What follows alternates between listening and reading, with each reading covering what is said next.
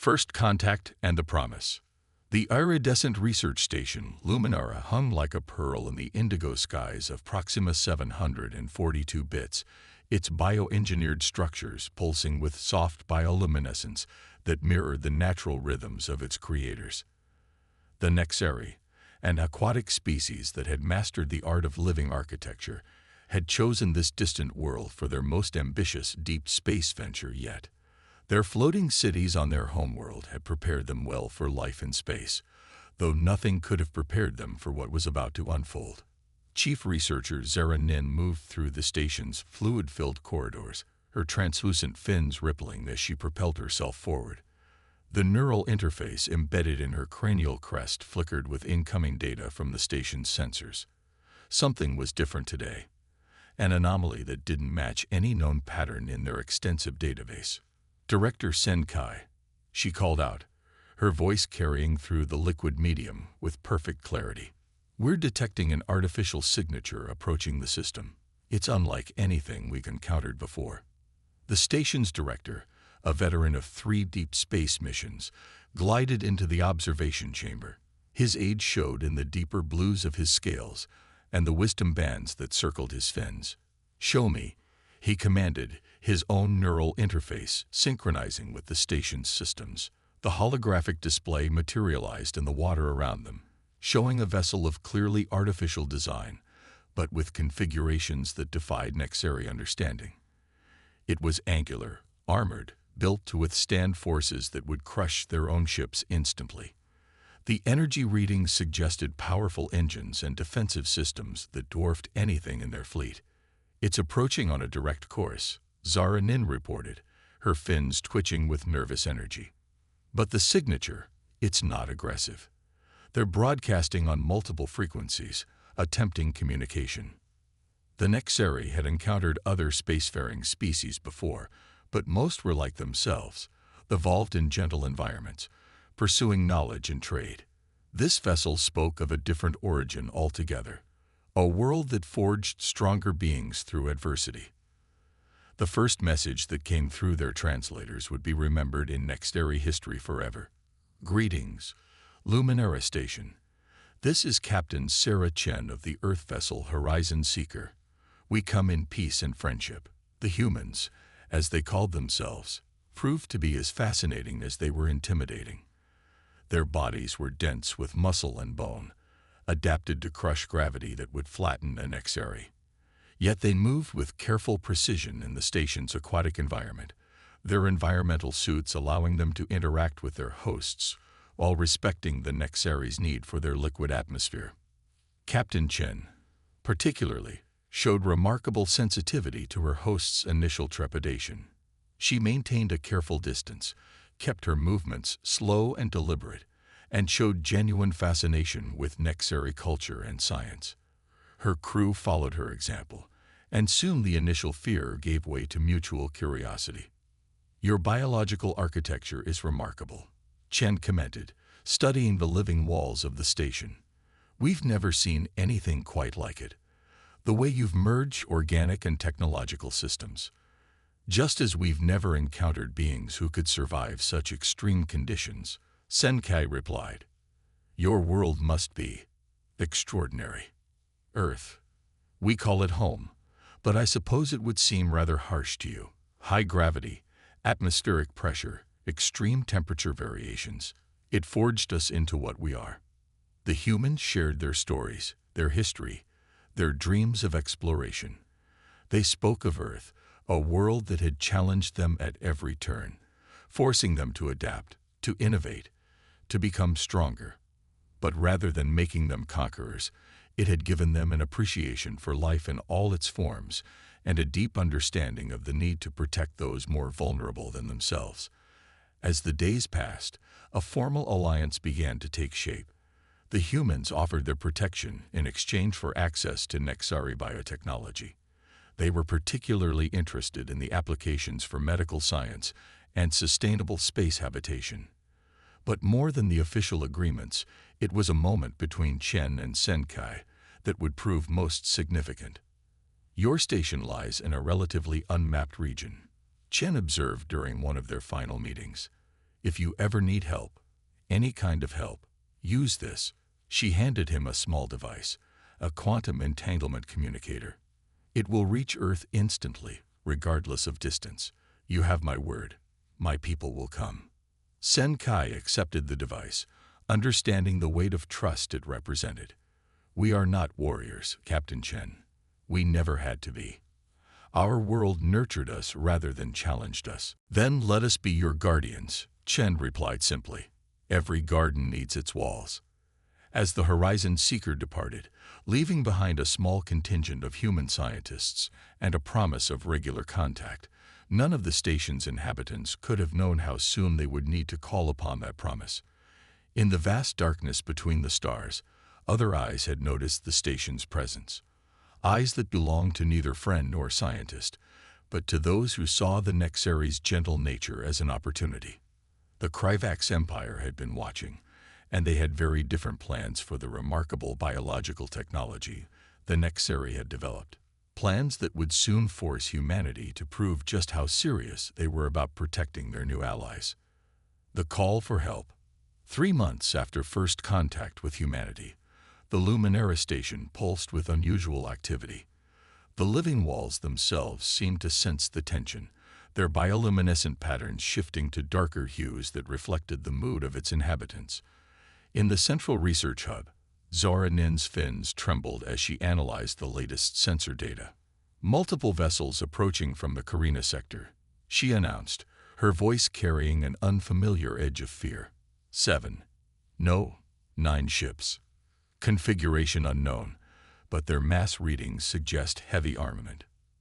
Director Sen Kai moved swiftly through the aquatic chamber, his neural interface processing the incoming data streams. The approaching vessels were unlike anything in their database, not the elegant bioships of the Nexari, nor the sturdy utilitarian designs of their human allies. These were predatory shapes, bristling with weapon systems that made no attempt at concealment. They're not responding to our identification requests, the communications officer reported, her fins flattening against her body in distress. But they're broadcasting something. It's a demand for immediate surrender and technology transfer. The message that followed chilled the water around them. Luminara Station. This is War Master Krev of the Kryvax Empire. Your biological technology has been deemed too valuable to remain in the hands of lesser species. Surrender your research and prepare for immediate occupation. Resistance will result in your destruction. Sen Kai's mind raced. The Kryvax. They'd heard rumors of this expanding empire, whispers of worlds stripped of resources and species subjugated for their technological achievements.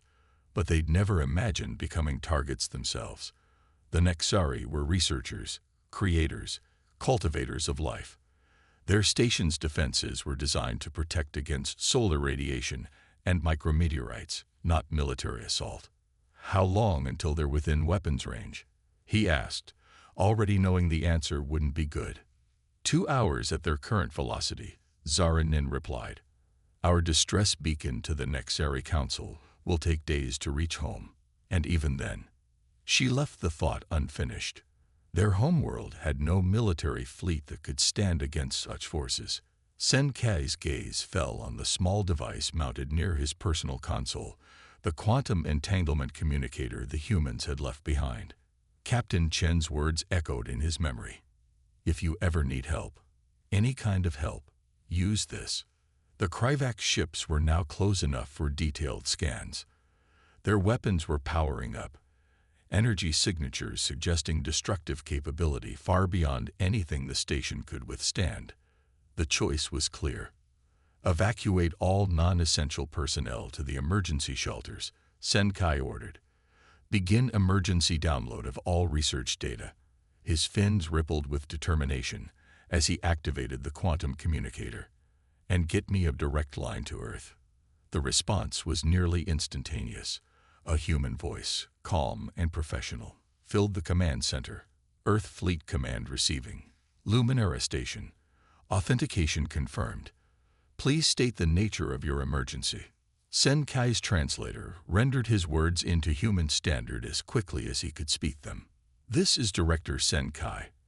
We are under imminent threat from a hostile force identifying themselves as the Kryvax Empire. 9 warships approaching, weapons armed. We have no defensive capabilities against this level of force. We request immediate assistance under the terms of our alliance." There was a brief pause. Then a new voice joined the channel. One Senkai recognized. "Director, this is Admiral Sarah Chen." Position confirmed. "Help is already on the way." Unknown to the Nexari, Chen's promotion to Admiral had come largely because of her successful first contact with their species. Now, as she stood in Earth Fleet Command, her expression was carved from stone as she issued rapid-fire orders. The response she set in motion would become legendary. Across Earth's military installations, alert klaxons blared. The first rapid response fleet, always maintained at ready status, began immediate launch preparations, but Chen knew they wouldn't arrive in time through conventional FTL travel. "Deploy the Phantom Squadron," she ordered, invoking emergency protocols that had never been used outside of simulations. "All ships equipped with prototype quantum drives are hereby authorized for combat operations. Priority 1. Protect Luminara Station at all costs." The Phantom Squadron, Earth's most closely guarded secret. 6 ships equipped with experimental quantum tunnel drives, capable of covering vast distances almost instantly. The technology was dangerous, barely tested, putting enormous strain on both ships and crews. But they were the only hope of reaching Luminara in time. Back at the station, the Kryvax ships had begun jamming standard communications frequencies. Senkai watched the tactical display with growing dread as they moved into attack formation. But beneath that dread was something else, a strange certainty. He'd seen the look in Chen's eyes when she'd given them the communicator, the steel in her voice when she'd promised protection. The humans were coming. And somehow, Senkai knew that the Kryvax Empire was about to learn why Earth's children were called Deathworlders, not because they sought violence, but because when protecting those under their care, they were unstoppable. Operation Swift Guardian. Captain Maya Rodriguez stood on the bridge of the ESS Phantom, her ship humming with barely contained power as the quantum tunnel drive spooled up to full capacity. 5 other ships of the Phantom Squadron formed up around her vessel, their sleek black hulls designed to channel the impossible forces they were about to endure. "All hands, this is the captain," she announced shipwide. "In 5 minutes, we'll attempt the longest combat quantum tunnel jump in human history. Medical has distributed the counter-shock medications, but I won't lie, this is going to hurt. We're pushing experimental technology to its absolute limit." She paused, letting that sink in before continuing. "But there's a station full of civilians counting on us. The Nexari trusted us, welcomed us, shared their knowledge with us. Now they need our help, and we're going to show them that humanity keeps its promises." In the ship's marine bay, Commander James Chen, Admiral Chen's younger brother, supervised final preparations as his troops conducted equipment checks. The powered armor suits they wore were the latest generation, designed specifically for variable gravity operations. "Remember your training," he called out as his team worked. "The Nexari station maintains 1/8 Earth gravity. That means we'll be 8 times stronger than normal, even without the suits. Control your movements. We're there to protect the station, not accidentally damage it." Lieutenant Kira Patel, the squad's tech specialist, looked up from her diagnostics. "Sir, what do we know about Kryvax technology? Any weak points?" "Their ships are advanced, but they evolved in a low-gravity environment like most spacefaring species," Chen replied. "They build for speed and firepower, not structural integrity. They'd never had to face weapons designed to function under Earth normal conditions." In the engine room, Chief Engineer Dr. Sophia Wong made final adjustments to the quantum tunnel drive. The massive device, occupying 1/3 of the ship's internal volume, represented the pinnacle of human engineering. The ability to tear a hole through space-time itself. "Drive stability at 97%, she reported. "Structural integrity fields at maximum." Inertial dampeners ready for quantum transition.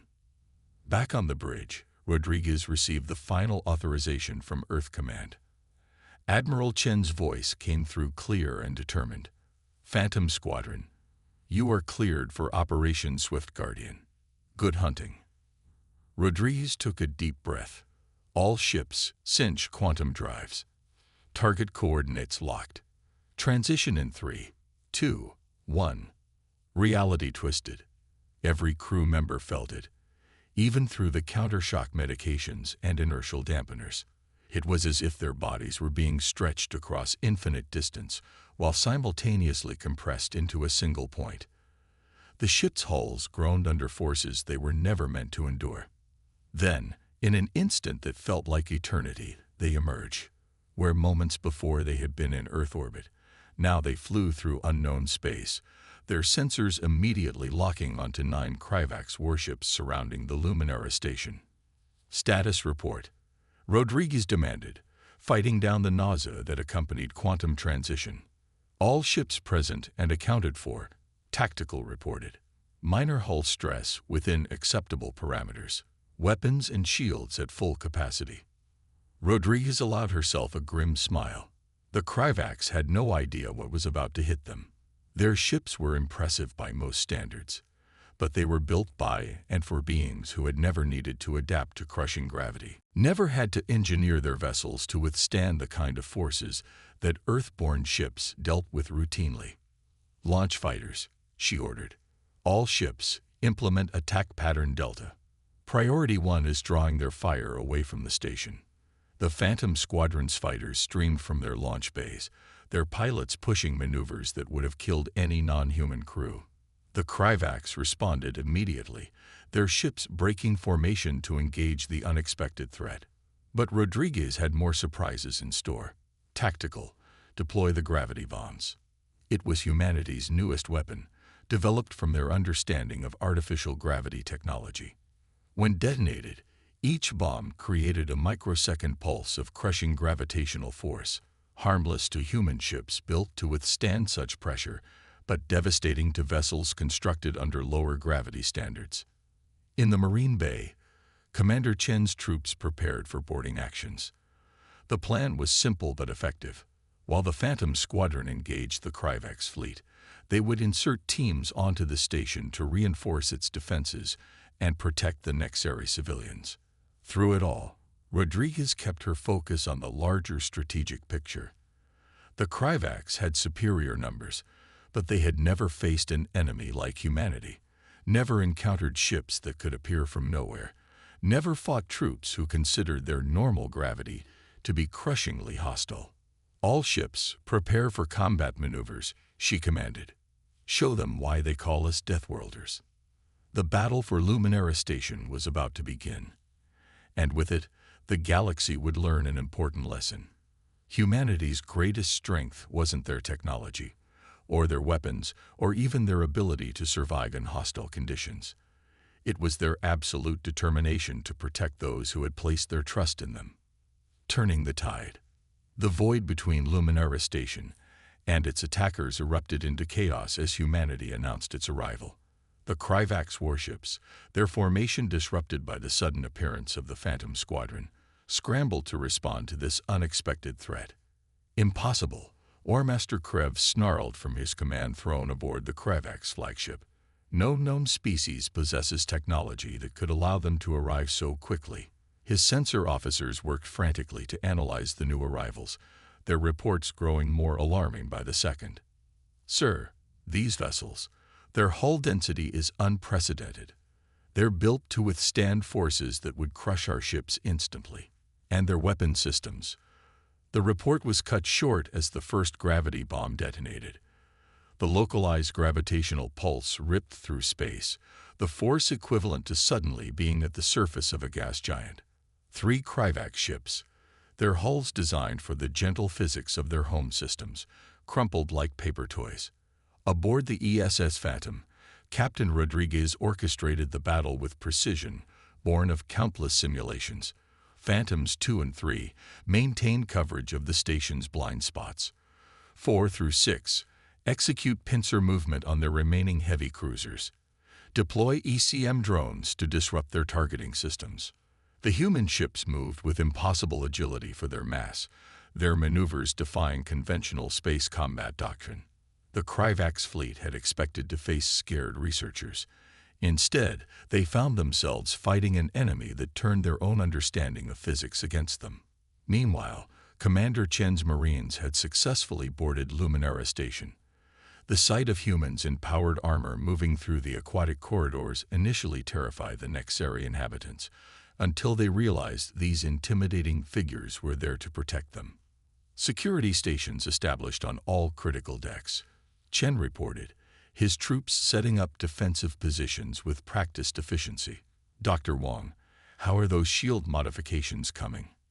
In the station's engineering section, Lieutenant Kira Patul worked alongside Nexari technicians, interfacing human technology with the station's biological systems. The biological matrices are adapting to our shield harmonics better than expected, she replied. These living walls are incredible. They're actually learning from our defensive patterns. The battle outside reached a new intensity as the Kryvax launched their counterattack. Plasma torpedoes and energy beams crisscrossed space, most sliding harmlessly off the human ship's reinforced shields. The few hits that got through left scars on their dense hulls but failed to penetrate. They still don't understand, Rodriguez murmured as she watched the tactical display. The Kryvax weapons were advanced, but they were designed to fight enemies from similar evolutionary backgrounds. They hadn't conceived of facing ships built to withstand the constant crushing pressure of Earth's gravity. The tide turned definitively when the second wave of gravity bombs detonated. The Kryvax's formation collapsed entirely as their ships struggled against forces their structures were never designed to resist. Some managed to engage their emergency systems in time. Others simply shattered. On the Kryvax flagship, War Master Krev faced a decision he'd never imagined having to make. All ships, emergency retreat, he ordered, his pride crumbling like his fleet. These Deathworlders are beyond our current capabilities. But retreat wouldn't be so simple.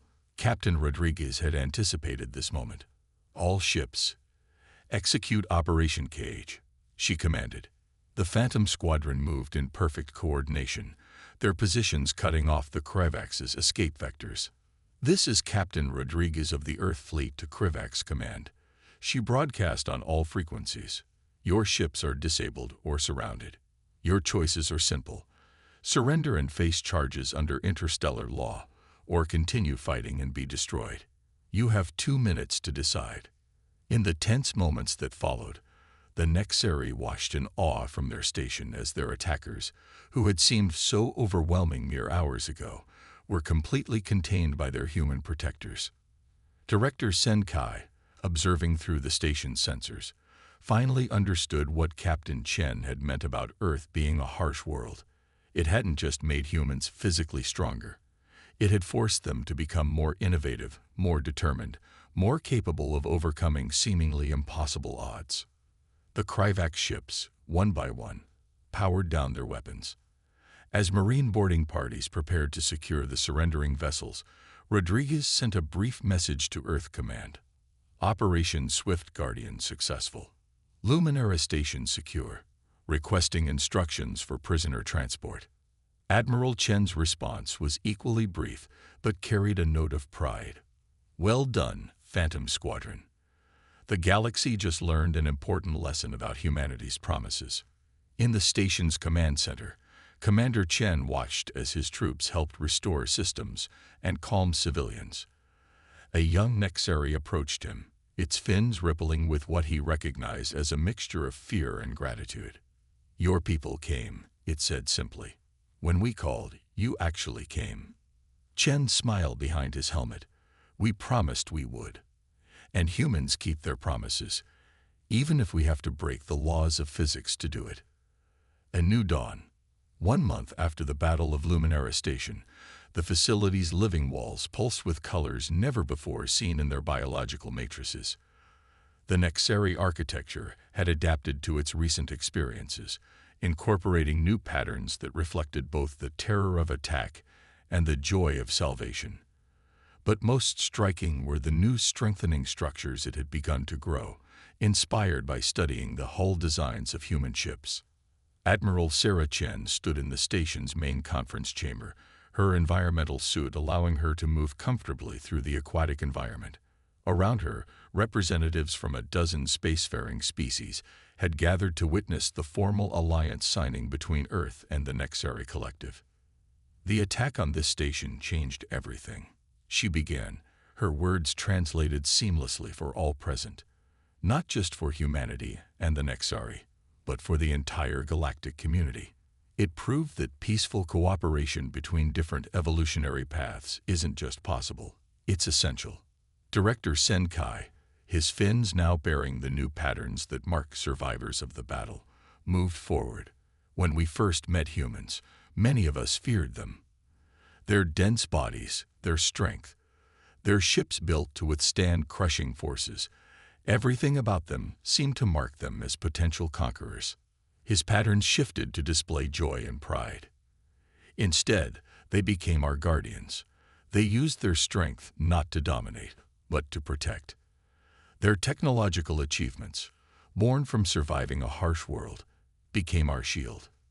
In the station's newly established Joint Research Center, Dr. Sophia Wong worked alongside Nexari biotechnologists, studying how their living architecture had begun incorporating principles observed from human engineering. The station's walls were now significantly stronger, having learned from the structural integrity fields that had protected human ships during the battle. "It's remarkable," she commented to her Nexari colleague. "Your biological systems don't just imitate, they understand and improve upon the principles they observe. The defensive structures they're growing are actually more efficient than our artificial ones." The Kryvax Empire's defeat had sent shockwaves through galactic society. The interrogation of captured officers revealed a systematic campaign of technological theft and intimidation against lesser species. Their defeat by humanity, specifically their inability to counter Earth-designed weapons and defenses, had shattered their perceived invincibility. Commander James Chen, now stationed permanently at Luminara as head of its Joint Defense Force, reviewed reports from across the sector. Other species, inspired by the human-Nexari alliance, were reaching out to Earth for protection and technological exchange. The galaxy was reorganizing itself around a new understanding. Diversity of evolution wasn't a weakness to be exploited, but a strength to be celebrated and combined. In the station's memorial hall, a new installation drew constant visitors. It displayed scenes from the battle, showing human ships appearing from quantum tunnels to defend their allies. But more importantly, it showed what happened after.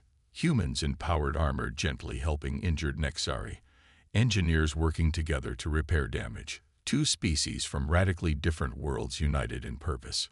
Captain Maya Rodriguez, awarded command of the expanded Phantom Squadron, found herself becoming a reluctant legend. Stories of the battle spread, but not just of the victory. Of the precision used to minimize casualties, of the chance for surrender given even after the brutal attack, of humanity's commitment to justice rather than revenge. "The galaxy expected us to be conquerors," she reflected during the ceremony. "They looked at our world, at what it took to survive there, and assumed we would be as harsh as our home.